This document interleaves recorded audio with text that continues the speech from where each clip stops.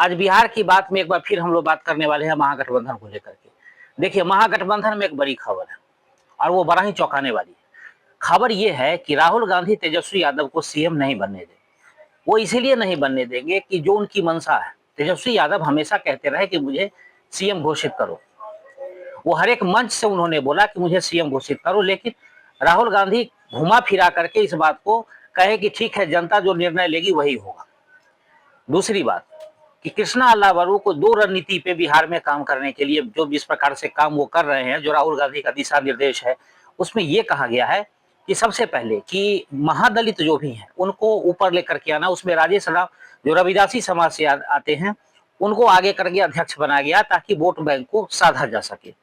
दूसरी खबर पे आई है कि अब उनका कहना है कि ईबीसी को लेकर के आना है। इसके अलावा जो कांग्रेस सवर्णों से अपना नाता छुड़ा रही थी, कि सवर्णों की जिस तरह से छटनी हुई थी, उसी सवर्ण को टिकट देने जा रही है। इसके अलावा ओबीसी को टिकट देने जा रही है, गैर यादव ओबीसी उनको टिकट देने की बात चल रही है। तो इन तमाम चीजों को अगर आप देखेंगे तो बड़ा ही रणनीति साफ है और इस प्रकार से जो तेजस्वी यादव की मंशा है वो पूरी होती हुई दिख नहीं दे रही है। चिराग पासवान और तेजस्वी यादव के झंझट के कारण जो महादलित हैं, वो या कहिए दलित भी है, वो जो है तेजस्वी यादव से किनारा कर गए। ओबीसी गैर यादव ओबीसी का वोट उनको मिल नहीं रहा है।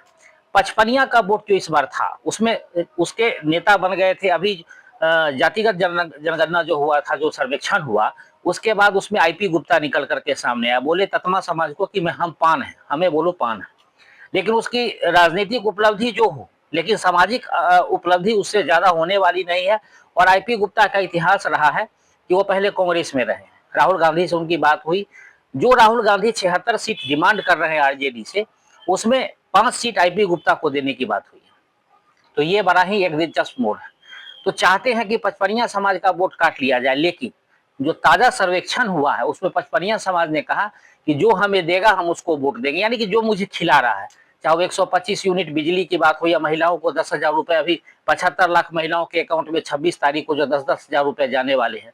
इसके अलावा वृद्धा पेंशन जो 400 से 1100 हुआ। इसके अलावा छात्रों के लिए लेकर के बात है, किसानों के लिए लेके बात है, शिक्षा के लिए बात चल रही। तो नीतीश कुमार ने अपना पूरी तरह से पिटारा इस बार पहली बार बिहार में खोला है। इससे पहले बिहार में फ्री की रेवड़ियां चखने को नहीं मिली थी और इसका मुख्य वजह यही था कि केंद्र का सपोर्ट नहीं था। इस बार नरेंद्र मोदी ने कहा कि दोनों हाथों से लुटाओ। तो लुटाने का मतलब यह हुआ कि हर एक समाज को कहीं ना कहीं उनको लाभान्वित किया जा रहा है। तो इस स्थिति में आप देखेंगे कि जिस प्रकार से तेजस्वी यादव उधर घर की लड़ाई से परेशान है, जिस बहन ने अपने पिताजी को किडनी दिया था वो कनाडा वापस लौट गई, वहां से सिंगापुर गई। इसके अलावा तेज प्रताप की पहले से देख रहे कि तेज प्रताप को घर से निकाल दिया, घर से ही नहीं निकाला, 6 साल के लिए पार्टी से निकाल दिया। तो अब तेज प्रताप यादव जो आरजेडी को डैमेज करने जा रहा है उतना ही रोहिणी आचार्य भी करेगी।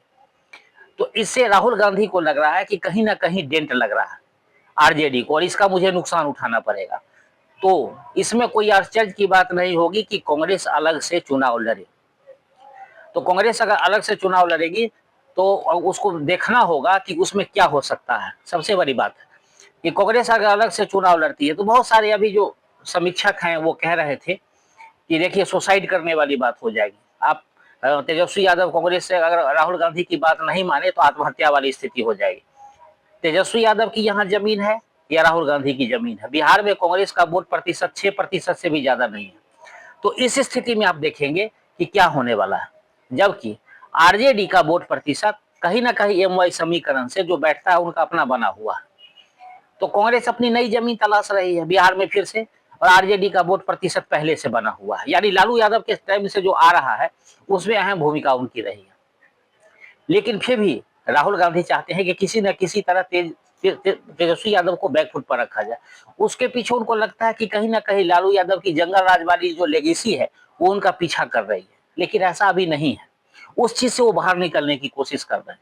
तो इन तमाम चीजों पर, इन तमाम मुद्दों पर अगर आप गौर करेंगे, अगर इसको आप नजदीक से देखेंगे, किसी भी स्थिति में जो परिस्थितियां बन रही है जिस प्रकार से महागठबंधन में, उसको आप लेकर के चले तो मुकेश सहनी के अलावा और भी सिरदर्द बने हुए हैं तेजस्वी यादव के लिए।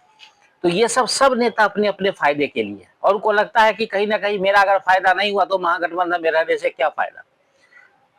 तो इस स्थिति में चाहते हैं राहुल गांधी कि जिस प्रकार से मुकेश सहनी को उन्होंने रैली में जो वोट अधिकार यात्रा था उसमें जब उन्होंने बुलाया था तो उन्होंने फोन किया था, तो मुकेश सहनी उनके कहने पर आए थे, यानी कि तेजस्वी के कहने पर नहीं, क्योंकि उनकी मांग डिप्टी सीएम की है। और कांग्रेस फिर वहां पे बखेरा खड़ा कर दिया है कि मुकेश सहनी के डिप्टी सीएम नहीं बनने पर उन्होंने विराम लगा दिया, क्योंकि कांग्रेस कह रही है कि या तो 2.5 साल के लिए हमारा सीएम होगा, 2.5 साल के लिए आरजेडी का होगा, और नहीं तो 2 डिप्टी सीएम हमारा होगा। तो इस स्थिति में मुकेश सहनी का क्या होगा? मैं बार बार सवाल उठाता रहा हूं कि मुकेश सहनी कहां जाएंगे। तो उनकी जितनी भी बातें हैं वो सब उनके दावे खोखली होती जा रही है। मुकेश सहनी भी बगिया झांक रहे हैं कि कहीं ना कहीं मौका मिले जो निकल दिया जाए।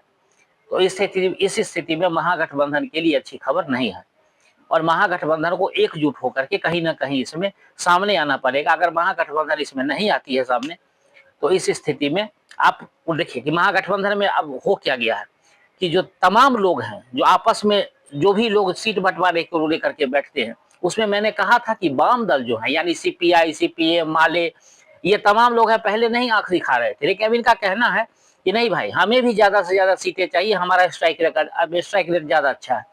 तो इस स्थिति में तेजस्वी यादव के लिए मुश्किल की घड़ी है, और इससे बाहर निकलने के लिए उनको कोई ना कोई रास्ता निकालना होगा। परिवार में अलग फंसे हैं, पार्टी में अलग फंसे हैं, और बाहर जो गठबंधन उसमें अलग रहा है।